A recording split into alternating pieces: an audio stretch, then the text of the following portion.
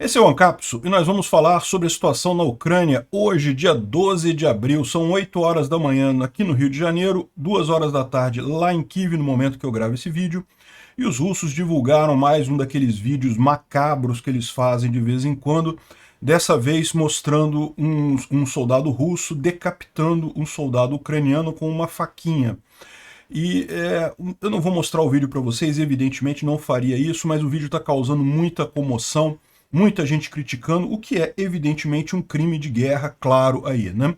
O ucraniano era claramente um prisioneiro de guerra e deveria ser tratado dentro das convenções lá de Geneva, né? Enfim, é realmente mais um exemplo da barbaridade russa, né?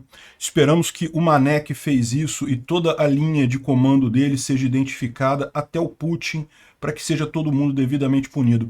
O pessoal está tentando identificar quem é que é o cara, a gente vai falar sobre isso. Os ucranianos destruíram com um drone uma das maiores antenas russas para embaralhamento de sinais eletromagnéticos para evitar drones. Olha que coisa, né? O objetivo da antena, uma das maiores delas, é um R330ZH. Ela suprime sinais eletromagnéticos até 30 quilômetros de distância, então tem uma potência enorme. E é um feito isso. Como é que um drone conseguiu entrar no meio dessa zona de embaralhamento eletromagnético e atingir a antena e destruir a antena? A gente vai explicar por quê, que tipo de engenharia que os ucranianos fizeram para isso, né? Os testes e patrulhas ucranianas aqui no sul da linha de frente, aqui em Zaporizhia, conseguiram avançar em direção a Robotny. Não tomaram a cidade de Robotny, mas tomaram várias posições russas ali que haviam entre a linha de frente e essa cidade, né? O Prigozhin confirma que as forças do Wagner lá em Bakhmut estão sendo substituídas por grupos de elite do VDV, ou seja, tropas tradicionais russas, embora tropas de elite no caso, né? Isso está sendo feito nas pinças, né, nos flancos do ataque deles. Na cidade de Bakhmut, segundo ele, continua sendo o grupo Wagner. E, coincidência ou não, na cidade de Bakhmut é onde continua havendo algum avanço, embora muito lento e com muitas mortes do lado dos russos, né? Naquele conjunto de documentos que foram vazados recentemente, estão alegando que há um documento que diz que tropas especiais da OTAN, da Inglaterra, dos Estados Unidos, de mais alguns países ali da OTAN, estão atuando diretamente na Ucrânia. Então seriam tropas especiais, um número muito pequeno, menos de 100 soldados no total, mas os russos já estão usando isso para dizer que, tá vendo? Estamos lutando contra a OTAN e coisa e tal, nossas suspeitas eram verdadeiras, é a OTAN que está ganhando essa guerra, né? É lógico, eles falam isso para não admitir o óbvio, estão perdendo a guerra, estão perdendo para a Ucrânia, não para a OTAN. O fato, se tiver mesmo, porque nem está certo se tem ou não tem essas forças especiais, mas se tiver mesmo uma quantidade pequena, totalmente insignificante no contexto geral, vamos entender esse assunto, vamos falar sobre esses e outros assuntos em detalhes. Essas notícias foram sugeridas por Observador ANCAP, Jonathan Gonçalves e várias outras pessoas. Obrigado aí ao pessoal que sugeriu a notícia, obrigado a você que está assistindo o nosso vídeo. Se você gosta do nosso conteúdo, por favor, deixe o seu like e se inscreva aqui no canal, né? Pois bem, esse aqui é o vídeo que causou uma comoção enorme ontem, né? É lógico, não dá para mostrar o vídeo, não dá para mostrar nem imagem disso, mas se você tem esse desejo mórbido, você pode procurar isso aí no Twitter, tem o vídeo circulando por aí. Eu não aconselho a fazer isso, é realmente muito chocante. E basicamente é um ato de barbarismo, como diz o Klitschko aqui, né? E infelizmente ainda tem gente dizendo que isso nem é tão incomum assim, que na verdade eles filmaram isso daí, mas que é comum os russos fazerem esse tipo de coisa, né? Não custa lembrar que prisioneiros de guerra, eles têm uma proteção especial dentro da Convenção de Geneva. Você, lógico, numa guerra você pode prender as pessoas, mas eles têm que ser protegidos, têm que ser alimentados, têm que ser mantidos vivos até o final. Fazer uma barbaridade dessa, evidentemente, é um crime de guerra, e o pessoal já começou aqui a campanha para identificar quem é o cara, né? As imagens não são muito boas, mas você conhece o pessoal, esse pessoal que faz OSINT na internet, que consegue melhoria de foto, consegue às vezes fazer geolocalização, o pessoal consegue milagres, né? Da última vez que teve um caso desse, vocês lembram, foi lá em outubro do ano passado, quando teve também um soldado ucraniano sendo decapitado por uma marreta, né? Um machado. e o pessoal identificou o cara, identificou a família dele, identificou todo mundo, a unidade que ele trabalhava, enfim.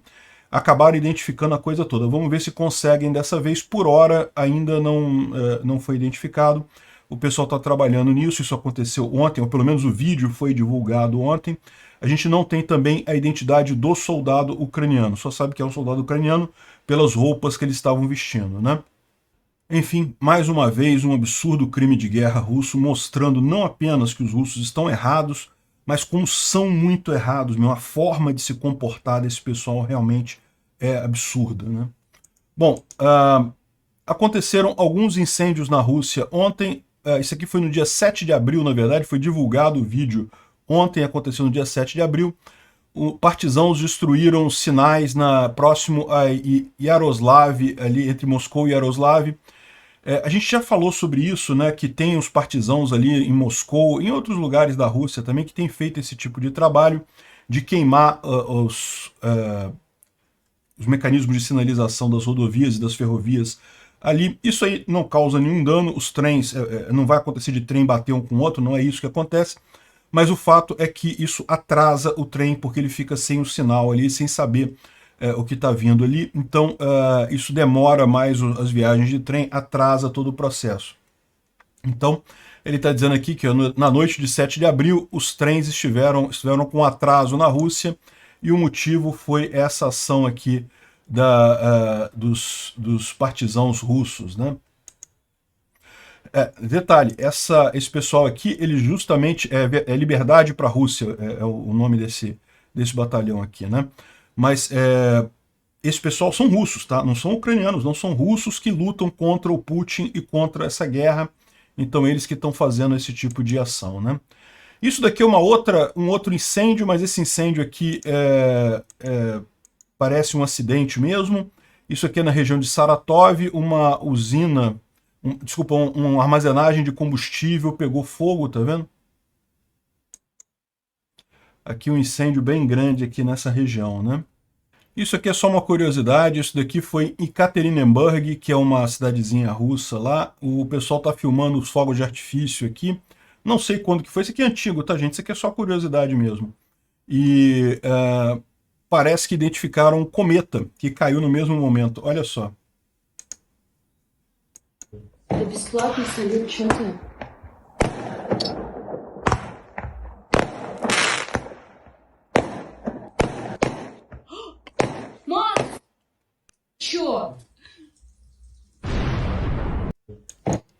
Viram um cometa caindo, ou um meteorito, sei lá, né? Aparentemente, não parece, não é caso da guerra, tá, gente? Isso aqui é antigo mesmo, é coisa só curiosidade mesmo, que o pessoal estava circulando ontem aí, né? Bom, os ucranianos continuam mandando os vídeos deles, do pessoal se preparando para ofensiva. Então tem aqui um vídeo de uma grande coluna aqui do pessoal andando, indo para algum lugar, né, nessa ofensiva. Provavelmente treinamento, né? Se está todo mundo junto depois assim. Vocês sabem por que o pessoal anda nessa condição assim, né? Porque para se tornar menos visível. De cima você segue exatamente o caminho da estrada na beirada. E além disso, se tiver um ataque inimigo, você se joga para as beiradas da estrada e coisa e tal. Então eles caminham nesse sentido. Isso aqui provavelmente é algum treinamento que eles estavam fazendo, mas de qualquer forma é um grande treinamento aí para o pessoal que está se preparando para a ofensiva ucraniana, né? E tem um outro vídeo também, não é a mesma coisa, é uma outra região, tá vendo? Também mostrando o pessoal ucraniano em marcha lá, indo para algum lugar que a gente não sabe. Esses vídeos têm sido lançados só mesmo para mostrar aí a disposição dos ucranianos nessa ofensiva, né? Bom, o que teve ontem em termos de HIMARS ucranianos, né? Aqui em Donetsk teve uma explosão, só dá para ouvir o barulho e é rapidinho, vou tocar para vocês aqui. Ou seja, atingiram alguma coisa. Tá? Isso aqui é na cidade de Donetsk mesmo. Essa cidade de Donetsk, essa grande cidade aqui, é no distrito de Kubiushivka. Eu não vou saber localizar aqui, mas é aqui na cidade de Donetsk que foi essa explosão, né? Esse vídeo aqui mostra um agrupamento de tropas russas, tá vendo? Tem uma grande quantidade de tropas russas aqui, com vários equipamentos aqui, várias coisas. e alguma coisa sendo atingida pelos ucranianos aqui, né? E o que foi atingido é justamente um equipamento de guerra eletrônica, né? De Electronic Warfare, o R330ZH, que é uma grande antena. Tem a imagem dele aqui em algum lugar aqui, ó. Tá vendo? É uma grande antena que é montada aqui em caminhões e coisa e tal, e tipicamente a ideia é justamente fazer a supressão de sinais eletrônicos até uma distância de 30 quilômetros, né? E a vantagem disso daqui é justamente que evita que você ande com drones ali, porque você sabe o drone, você comanda ele através de uma estação, então você tem que ficar enviando mensagens de ida e vinda para o drone. Se você tem uma estação dessa, numa área de 30 quilômetros em torno dela, você não consegue usar drones. E isso está sendo muito usado pelos russos, porque, como a gente sabe, os ucranianos têm uma quantidade muito maior do que os russos de drones. Repara, esse tipo de estação também, o russo também fica sem poder usar, tá? Ninguém pode usar drone ali naquela região, mas para eles isso é vantagem, por quê? Porque os ucranianos têm muito mais drones do que os russos, né?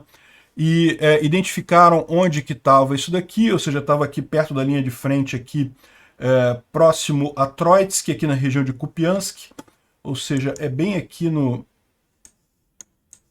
norte, aqui, entre Kharkiv e Luhansk. Então a ideia dele justamente era ajudar essa linha de frente aqui, Svatov, essa região toda aqui, porque, como eu falei, é uma área grande que aquilo ali cobre, né? Ou cobria, na verdade. E a grande questão mas como que os ucranianos conseguiram atingir isso daí? Aqui o Trent Telenko responde à grande questão, né? Se é um sistema para evitar drone, como é que foi um drone que chegou lá e destruiu o sistema? E ele está explicando aqui que os ucranianos construíram um drone usando frequências diferentes, que foi feito com uma gaiola Faraday para prover proteção passiva e resistência a esses sinais de interferência do R330ZH, né? Ou seja, o que ele está dizendo aqui é que eles desenvolveram um drone especificamente para atingir esse tipo de antena e usaram para isso. E o que ele está colocando aqui é uma coisa que é muito importante, que esse tipo de ciclo de caçada de gato e rato sempre aconteceu em guerras, tá? Um lado inventa uma arma tal, o outro lado tenta descobrir uma forma de quebrar aquela arma, de fazer uma arma para contrabalançar a arma do outro lado, e aí o outro lado também inventa outra coisa. Então esse tipo de coisa de gato e rato sempre aconteceu em guerras. Mas o ciclo era muito grande, né? Ele fala aqui, ó, esse tipo esse jogo de medida e contramedida tomava entre dezenas de semanas até 6 meses na Segunda Grande Guerra, até a Guerra do Golfo. E agora está acontecendo em dias ou semanas, né? Porque você realmente tem um avanço tecnológico grande, é muito mais fácil você conseguir alterar, né? E esses drones, vocês sabem, existe agora todo um know-how de você construir drones do zero. Aliás, está cheio de vídeo disso na internet. Você, ao invés de comprar um drone da DJI todo funcionando direitinho, você compra a placa, compra não sei o que lá, compra o motor, e você constrói o seu drone. E lá na Ucrânia eles têm feito muito isso justamente para você fazer esses drones especializados, né? Coisa específica para isso daí. Bem interessante isso daqui. Bom, a gente falou ontem sobre a perspectiva dos ucranianos invadirem a Crimeia. Não vai ser uma coisa fácil, mas eles provavelmente vão fazer isso, né? E o chefe lá, na verdade a Rousseff lá, que foi apontada pelos russos como chefe da Crimeia, né? O Sergei Aksionov, disse não, que a península está pronta para a contraofensiva ucraniana e que não haverá uma catástrofe, né? É engraçado ele dizer isso, né? Porque eles já estão considerando a possibilidade de uma catástrofe, é isso? Então ele está dizendo aqui, ó, sobre a contraofensiva ucraniana na Crimeia, e que tem sido alvo de muita discussão. A gente não deve subestimar o inimigo, mas eu posso dizer de forma clara que nós estamos prontos para isso e que não haverá uma catástrofe. Eu acredito que a decisão de construir estruturas defensivas na Crimeia e na abordagem da península foi correta e justificada. Isso não significa que elas necessariamente serão usadas para o seu propósito pretendido, mas nós temos que preparar para qualquer desenvolvimento de eventos, né? Então, é isso daí. O pessoal já está preparando para uma catástrofe na Crimeia, né? Falaram que não vai ter. Vamos ver como é que vai ser isso. O Zelensky falou sobre isso ontem também, e ele falou que, no final das contas, essa guerra começou pela Crimeia e vai acabar com a Crimeia. Como ele colocou aqui, essa guerra começou com a Crimeia lá em 2014 e vai terminar com a retomada da Crimeia. Tomara que esse ano ainda, mas se não for esse ano, nos próximos anos isso vai acontecer, eu tenho certeza, né? Vai ser o fim dessa guerra, vai ser quando o Putin tiver que demolir a pontezinha dele lá, porque não tem mais acesso à Crimeia. O Danilov falou mais uma vez que está tudo pronto para a contraofensiva, né? E que isso vai ser decidido lá pelo Valery Zaluzhny, vão tomar uma decisão sobre isso a qualquer momento. Isso contraria um pouco o que ele falou outro dia, porque outro dia ele falou que já estava tudo certo, inclusive onde vai ser a contraofensiva, qual o horário, né, quando é que seria, estava tudo certo. Ele está falando agora que está aguardando uma decisão do alto comando. Pode ser, você pode interpretar isso daqui como realmente uma mudança de planos, porque a gente viu isso, né? Como houve a liberação daqueles planos, aqueles documentos secretos americanos, os ucranianos refizeram a estratégia deles da contraofensiva. Eles perceberam, aqueles planos deram indicações sobre o que seria essa contraofensiva, e com isso eles foram obrigados a mudar de plano. Provavelmente isso está refletindo essa visão dele aqui. Vai acontecer essa contraofensiva agora, em abril, no início de maio? Eu não sei, eu estou achando difícil acontecer agora. Justamente por conta dessa mudança. Para você mudar uma contraofensiva dessa, requer um monte de planejamento, né? Mas vamos ver. Agora, tem algumas coisas que o pessoal está apontando, que, olha só, o 13º, que é um blogger militar russo, ele está dizendo aqui, para mim parece que vai começar essa semana, lá no leste. E esses demônios não tem nada mais sagrado, né? Estão falando isso por quê? Porque essa semana é a Páscoa ortodoxa. Então a Páscoa católica aconteceu no domingo passado, a Páscoa ortodoxa acontece esse domingo. Então ele está dizendo aqui que esses demônios não tem nada sagrado e coisa e tal. E muitos fatores falam sobre isso. Eu não posso publicar de forma direta e coisa e tal. As forças do inimigo estão na direção sul, são muito sérias. E estão, obviamente, não estão lá para brincar de trégua. O tempo está acabando. O que está falando aqui? Houve algumas pessoas pedindo trégua durante a Páscoa ortodoxa, mas aquele negócio, né? Quem vai confiar em russo agora? Os russos, essa própria invasão da Ucrânia pela Rússia foi já violando não sei quantos documentos que os russos assinaram, Tratado de Minsk, Tratado de Memorando de Budapeste, um monte de documentos que eles se comprometiam a não invadir a Ucrânia e jogaram tudo pro alto. Quem é que vai confiar em trégua dos russos, né? Não tem condição de fazer isso.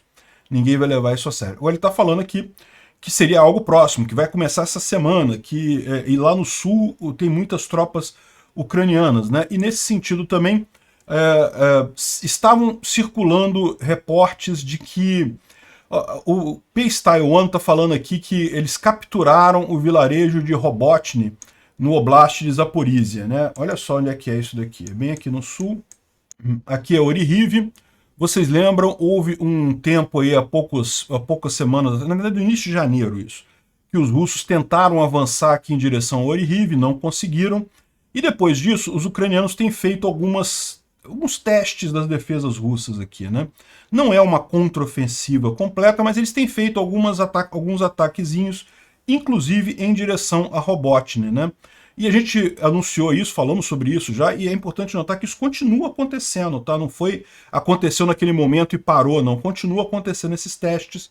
Agora, em princípio, os ucranianos não avançam, o que eles querem só é descobrir as fraquezas russas, onde é que tem tropa, que tipo de equipamento que tem ali. Então eles têm feito sistematicamente em toda essa linha de frente aqui no sul esses testes. Agora, o que eles estão dizendo é que eles teriam tomado Robotny, né? Robotny é um vilarejozinho, que são meia dúzia de ruas aqui, não é nada isso aqui. Mas isso significa que eles avançaram. Eu vi outras pessoas comentando isso, não falando de ter tomado a cidade, mas sim de terem avançado em direção à cidade. Por quê? Porque nesse sentido aqui, a cidade certamente tem alguma proteção russa, algum grupamento aqui, mas antes disso você já tem trincheiras russas aqui em alguns locais, algumas defesas posicionadas aqui, trincheiras e coisa e tal. Então o que pode ter acontecido, que eu acho que é mais provável, que eu tenho visto mais gente falar aí com certeza, é que eles teriam avançado alguma coisa. Isso já é significativo, tá, gente? Porque lembra, o objetivo dos ucranianos aqui é justamente testar a defesa russa. Se testou e o negócio cedeu, é uma indicação importante sobre o que está acontecendo aqui, né? Então, mesmo que eles não tenham tomado a cidade como um todo, já avançaram em direção a ela, e isso é um indicativo importante para os ucranianos nessa região, né? O Murs, que é o equivalente ao Girkin de Luhansk, tá? Quando os russos invadiram Donetsk e Luhansk, foi o Igor Girkin, ou Igor Strelkov, que era fantasiado de comandante de Donetsk, né? E o Murs, que era do Luhansk. E ele está criticando aqui uma propagandista chamada Anna Dolgariova, porque ela estaria fazendo uma cobertura muito favorável à Rússia, dizendo que teve sucesso nos avanços em Avdivka e que é tudo mentira, que na verdade toda a tropa do VDV, vocês sabem, são os paraquedistas de elite russos, né? Toda a tropa do VDV que tomou parte nesse avanço foi morta, não teve sobreviventes. A gente falou sobre isso também outro dia, né? E está mais quieto agora. Poucos dias atrás teve uma grande batalha no sudeste de Avdivka, na direção de Optiny e Spartak. Graças a essa batalha, a guarnição em Avdivka foi distraída e nossos irmãos conseguiram atingir pelo norte e fizeram um bom progresso.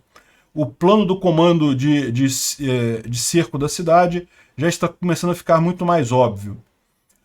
E ele responde aqui, né? Esse aqui seria o que falou a tal da Ana, né? Que Ana Dolgariova falou isso daqui, e aí ele responde a ela aqui embaixo, né? Ana, aquilo não foi uma batalha, apenas uma execução.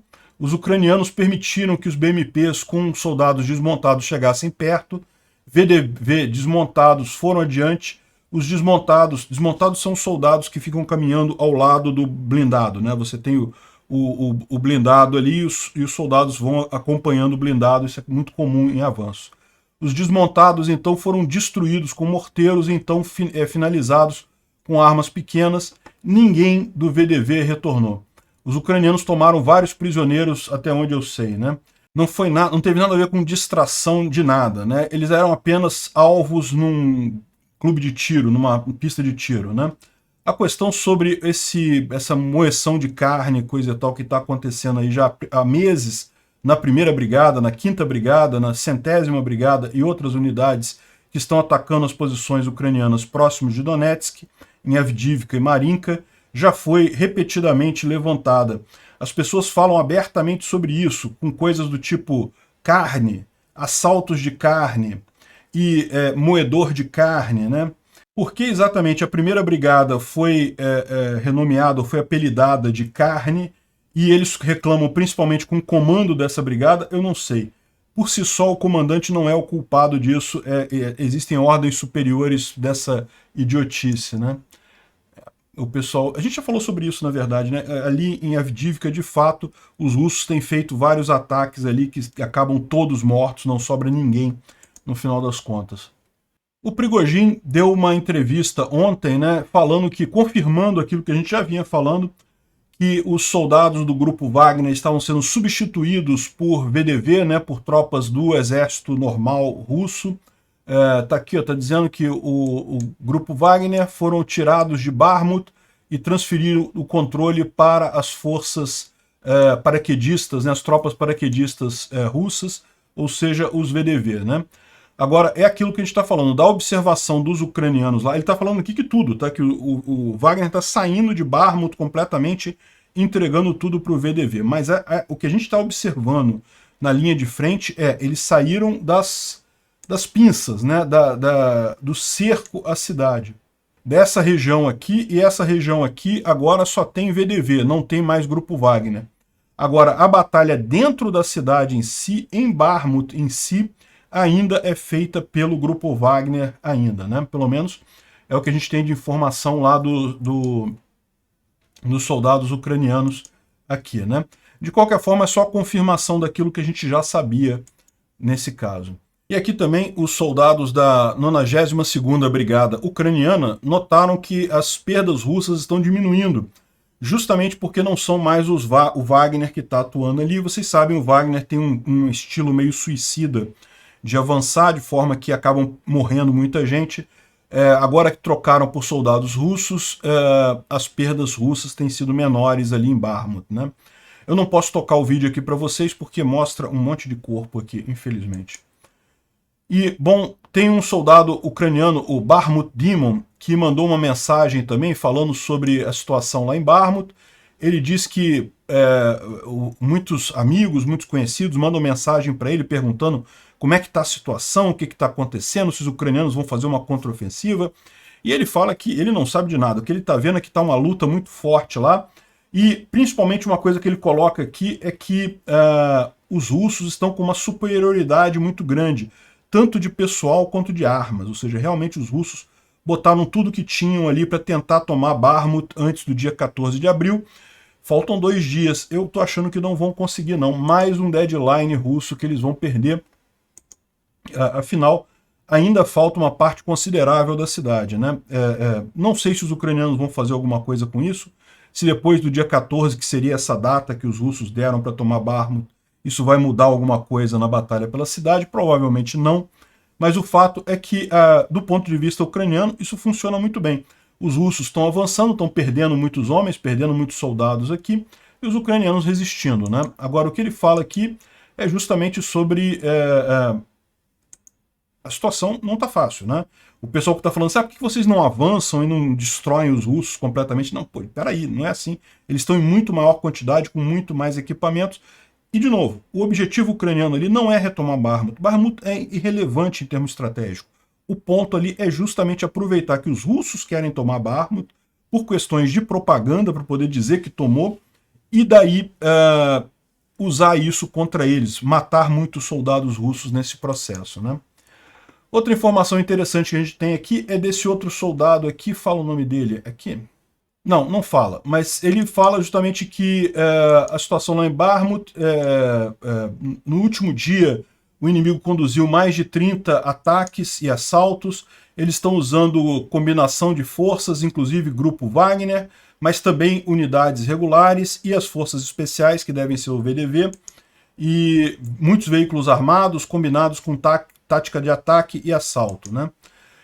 Nós estamos segurando o inimigo e também conseguimos melhorar nossa posição em alguns pontos. A gente divide a defesa de Bahmut em 2 partes. Uma é na cidade mesmo e a outra é onde é por fora o inimigo tentando fazer um movimento de pinça, né, ou cerco a Bahmut. Então teve várias batalhas difíceis nos 2 lados, mas a gente conseguiu empurrar eles, por exemplo, da rodovia ao sul, ali em Ivaniv, que a gente já falou sobre isso. Enfim, o sucesso será nosso, paciência, nós vamos continuar aqui.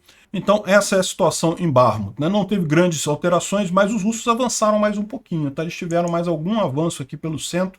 O pessoal diz que eles já estão atacando diretamente a estação ferroviária aqui, mas ainda não conseguiram tomar ela. Bom, o Instituto para Estudo da Guerra fala aqui sobre a mobilização russa. O Kremlin passou legislação para uso de fazer a chamada para mobilização eletrônica, de forma eletrônica. Então, hoje, a mobilização para o pessoal lá na Rússia é feita por meios físicos, por papel, mas a mobilização eletrônica agora passa a valer do mesmo jeito, ou seja, agora eles podem te chamar no VK, no Facebook, no Twitter, não sei lá mais o que eles usam lá na Rússia, Telegram, né, podem mandar a mobilização para você diretamente e o valor legal é o mesmo valor do papelzinho dizendo que você tem que se apresentar na sua unidade militar mais próxima e coisa e tal, né? Enfim, isso estava tendo uma discussão muito grande lá, mas aparentemente passaram essa legislação. Isso indica que muito em breve a gente deve ver um reforço na mobilização russa lá, né? Aqui ele fala também sobre o fato de que o grupo Wagner reconheceu que está trocando de lugar com o exército russo, está entregando Bahmut para os VDV, né? O general SVR fala aqui também sobre essas mudanças na forma de fazer a mobilização lá na Rússia, dizendo que a conscrição eletrônica e coisa e tal, que o Putin estava com esse plano mesmo. Ele estava adiando essa decisão de fazer nova mobilização, porque mobilização sempre prejudica ele politicamente, né? Mas dado a informação sobre o contra-ataque ou contra-ofensiva das forças armadas ucranianas, ele acha que vai ter que fazer isso, é possível que já em breve comece essa conscrição, né? E outra coisa que ele fala aqui, embora isso não esteja na lei propriamente dita, ele está dizendo aqui, vamos ver se vai funcionar assim mesmo, isso vai acabar bloqueando as contas dos conscritos, daqueles que falham em aparecer na mobilização, né? Então, se você é chamado para aparecer numa unidade do exército e você não aparece, a sua conta na rede social é bloqueada, né? Isso é mais uma medida para garantir que as pessoas compareçam lá na mobilização. Isso e aquele outro fato que a gente já falou antes, que é eles não podem sair do país. Uma vez que você recebeu o aviso, não pode mais sair da Rússia até o final da guerra, né? Bom, saiu uma informação curiosa aqui na TASS, né? A TASS é uma revista russa e ela está dizendo aqui que os ucranianos estão brincando jogos de rádio com reconhecimento russo, jogando desinformações. A gente falou sobre isso outro dia. O próprio Igor Strelkov falou um caso de que os ucranianos confundiram os russos, disseram que estavam chegando uma unidade ucraniana e na verdade era uma unidade russa, e os russos acabaram matando outros russos, achando que era a unidade ucraniana chegando. E com mais essa informação aqui, a impressão que dá, o pessoal está levantando isso daqui, o próprio David D está falando aqui, que eles não estão usando mais rádio encriptado, né? Porque se os ucranianos estão conseguindo fazer esse tipo de coisa, as mensagens entre os russos estão totalmente em aberto. Não dá para saber se é em todo o exército russo que está acontecendo isso, em alguns regimentos, algumas brigadas, alguns batalhões, mas o fato é que, pelo menos em parte das comunicações russas, os ucranianos estão conseguindo falar como se fossem russos, né? Devem ter ou conseguido um aparelho de comunicação criptografado, ou então os russos não estão usando criptografia mais para isso, né? Quem falou isso foi o tenente-coronel Andrei Marorko, que é da, entre aspas, República Separatista de Luhansk, que no final das contas é russo. Esse pessoal, não existe República Separatista de Luhansk, é invasão russa. Mas enfim, foi ele que disse que os ucranianos estão fazendo isso, estão conseguindo fazer isso. A implicação é essa, se eles conseguem fazer esse tipo de coisa, é porque os russos não têm mais criptografia nos rádios deles, né? Bom, e vazaram algumas informações mais, quer dizer, vocês lembram, né? Aqueles documentos vazados que a gente falou sobre isso aqui já coisa de uma semana atrás, continham alguns planos da mobilização ucraniana para a contraofensiva, mas no final o pessoal investigou, descobriram que tinha mais de 100 documentos vazados nesse grande vazamento. Muita coisa não tinha nem nada a ver com a Ucrânia, tinha a ver com China, com outras coisas, tanto que descobriu-se que o vazamento foi feito lá nos Estados Unidos mesmo. Mas aí que tá, né? Agora o pessoal está começando a explorar esses documentos todos lá, identificando um monte de coisa. Então, por exemplo, uma coisa que eles descobriram é que foi o SBU, o Serviço Secreto Ucraniano, que destruíram o A-50. Vocês lembram desse caso, né? O A-50 é esse avião radar russo. Os russos têm poucos deles, tem só 6 aviões operacionais, agora 5. E eles não têm mais capacidade técnica de construir outros aviões desses. Esses aviões são remanescentes da era soviética, então são aviões muito caros para os russos. E um desses estava parado lá em Belarus, e daí houve com um drone, alguém pousou uma bomba nele e explodiu a bomba, danificando o avião, né? E na época foi acreditado a um grupo de rebelde de Belarus e coisa e tal, e agora, pelo documento, estão dizendo que foi o SBU, o Serviço Secreto Ucraniano, que fez isso. Eu não duvido não, acho bacana. Lógico que os ucranianos têm o direito de fazer isso, né? O avião é um avião russo, tudo bem que estava em Belarus, mas é um avião russo, então é um alvo militar perfeitamente válido nesse caso, né?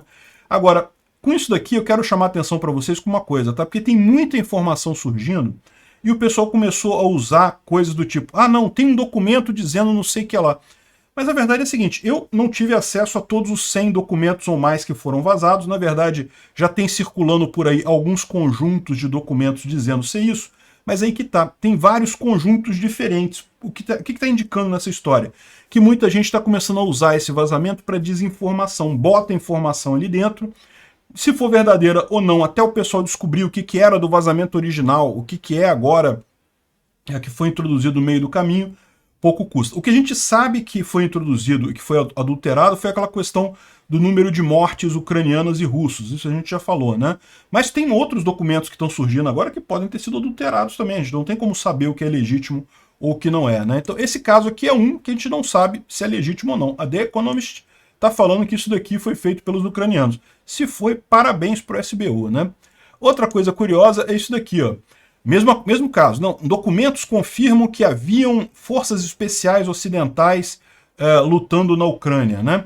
E que isso diriam os documentos vazados. A questão toda o pessoal não diz aqui se eram realmente forças especiais ou se eram militares desses países que estavam por conta própria lutando na Ucrânia. Que tem pessoas do Ocidente lutando na Ucrânia, a gente sabe desde o início da guerra. Tem uma legião estrangeira lá, tem até brasileiro lutando lá. Qualquer pessoa que tenha formação militar, que queira ajudar a Ucrânia, pode se alistar para lutar lá na Ucrânia, né? Então, que haviam ingleses, americanos e coisa e tal, sim. Mas o que estaria dizendo aqui é que, na verdade, seriam forças especiais do exército desses países. Repara que, aqui, ó, eles falam em 50 membros do Reino Unido, 17 franceses, 14 americanos e um holandês. Ou seja, somando tudo isso daqui, dá talvez em torno de 100 soldados, no máximo 100 soldados aqui, o que é praticamente nada. Não chega a 100 soldados, na verdade, né? É praticamente nada isso daí. E aí os russos já estão dizendo aqui, não, porque, tá vendo? A gente falou que a gente estava lutando contra a OTAN, e isso é a coisa mais idiota do mundo. Mesmo que seja verdade, eu não estou dizendo, não sei se é verdade, como eu falei para vocês, estão botando um monte de documento no meio desses documentos vazados, justamente para usar como propaganda. Mas mesmo que seja verdade isso daqui, é muito diferente você enfrentar a Inglaterra ou você enfrentar um país que tem um pequeno grupo ali de 50 pessoas, de 50 combatentes da OTAN. O número total de ucranianos que está lutando na linha de frente chega a 400 mil. Que diferença faz 100 pessoas no meio desse troço todo? Ah, mas são tropas de elite muito especializadas? Podem ser tropas de elite. Pode valer por quê? Por 2 soldados? Por 3 soldados normais? Então, ao invés de 100 é 300? Que diferença fez no número total de soldados no final das contas, né? Então, isso daqui não quer dizer que a Rússia está lutando contra o Ocidente, mesmo que existam mesmo forças especiais desses países lutando na Ucrânia. Não quer dizer nada no final das contas. E eu já falei aqui, vai ser muito fácil os russos saberem quando eles estiverem lutando contra a OTAN. Vai ser no dia que tiver um monte de soldado da OTAN tomando cafezinho na Praça Vermelha, porque a Rússia não aguenta uma semana de guerra com a OTAN, né? Então, besteira isso daqui, mais propaganda russa, esse tipo de coisa, não é à toa que saiu na Veja, que virou um folhetim comunista aqui no Brasil mesmo de um tempo para cá, né? Bom, duas coisas curiosas aqui, um vídeo bem interessante aqui, né? Esse vídeo aqui é de um treinamento americano para uso de lançador de granada, né? Esse tipo de arma aqui é uma arma sem recuo. Se você já deu tiro, tipicamente um rifle ou uma metralhadora, ela tem um recuo, tanto que você tem que apoiar a arma no seu ombro, porque ela dá o recuo, né? Quando ela tira, ela dá o recuo para trás. Essa arma aqui é uma arma sem recuo. O que quer dizer isso? Quando ela lança a granada para frente, ela lança uma quantidade de vapor para trás que equilibra a coisa. Então você, em tese, a arma não dá aquele coice que normalmente ela dá. Agora, mesmo armas sem recuo, elas dão algum recuo, tá? Então é um erro você achar, não, a arma não tem recuo, então não preciso me preocupar, ela vai sair para os dois lados. Não, ela tem um recuo. Quando a gente fala que é uma arma sem recuo, é porque a maior parte do recuo, a maior parte do coice, é compensada com a ejeção de gás para trás. Mas você ainda precisa segurar ela firme, você precisa ainda ter essa coisa. Aí repara como é que faz o soldado americano aqui, né? Corretamente, ele segura, tem um apoio exatamente para você ter essa força. Por quê? Como ela não está apoiada no seu ombro para voltar para trás, em tese ela pode andar para trás assim, né? Então o americano, ele segura nisso daqui, essa parte aqui é justamente usada para evitar que a arma vá para trás. Ou seja, ela continua tendo algum coicezinho, algum recuo. É que é um recuo muito pequeno, não é muito forte. Aqui vai um blogger militar russo fazer a mesma experiência e olha como é que o malandrão segura na arma, né? Vou até tirar aqui a minha cabeça para vocês verem melhor. Aqui, ó, tá o apoio, o lugar que ele tem que segurar a arma aqui. Ele bota a mão aqui, porque afinal é uma arma sem recuo, né? Se ela não tem recuo, não tem problema. Eu boto aqui no meu ombro e vou atirar com ela, né? E vamos ver o que acontece nisso daqui. Ah, сука. Ебать. Вот почему я говорю, что натовское вооружение это говни. Ah, suca. E o pior é que a mira vai direto no olho, né? Lindo de morrer, né? E o erro todo, como a gente vê, é isso daqui, é justamente que ele não tá segurando no lugar que era para ele segurar, que é essa barra aqui, que é justamente porque você botar a mão no cano, se você não consegue com um atrito no cano segurar ele, e a arma que não tem recuo, ela tem algum recuo, né? Enfim, o correto é essa forma aqui, como os soldados estão treinando aqui, né? Virou uma brincadeira aqui divertida, ver o russo se ferrando aqui. Cara, deve ter doído isso, meu amigo. Se ele não perdeu o olho nessa brincadeira. Em último vídeo, esse inspirador, isso aqui são os soldados ucranianos encerrando o treinamento deles na Inglaterra e saindo de ônibus, voltando para a Ucrânia. E aqui os soldados da base lá inglesa, que treinaram eles, né, se perfilaram ali na saída. Isso foi voluntário, ninguém obrigou eles a fazer isso, não. Eles foram lá, quiseram homenagear os ucranianos que estão indo para a guerra agora, né? Então esse pessoal aí é o pessoal inglês que treinou os ucranianos na Inglaterra, prestando respeito, e os ucranianos indo lá para a guerra, né? Excelente atitude aí dos ingleses. Obrigado por assistir o vídeo até o final. Além de curtir, compartilhar e se inscrever no canal, considere se tornar patrocinador com valores a partir de R$ 1,99. Clique no botão Seja Membro abaixo para saber as condições e vantagens de patrocinar o canal. Mais informações sobre o nosso projeto, visite nossos sites indicados na tela.